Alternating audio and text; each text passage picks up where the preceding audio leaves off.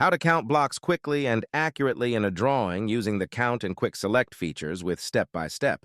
With the Count feature introduced in AutoCAD 2022, you can quickly and easily count instances of blocks and many other object types in your drawing. The Count feature presents visual count results, allowing you to easily view the information of a counted block. The count details may include the counted object's general properties, any user-defined block attributes and parameters, or a count error report. Click the count error, or in this case, overlapping object.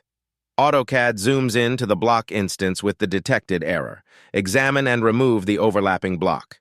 To easily remove overlapping objects from a drawing, you can use the Overkill command. Create a count table. On the Count palette, click Create Table.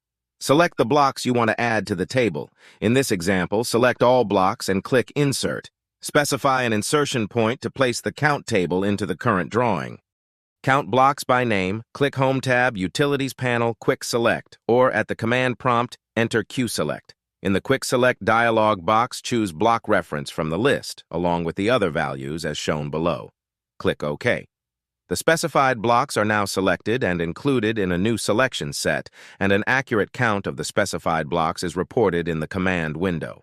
Count blocks with wildcard specifications. Start the QSelect command again, this time specifying a wildcard match with the value, B*, as shown below, and click OK. All blocks beginning with B are selected as shown. An accurate count is displayed in the command window.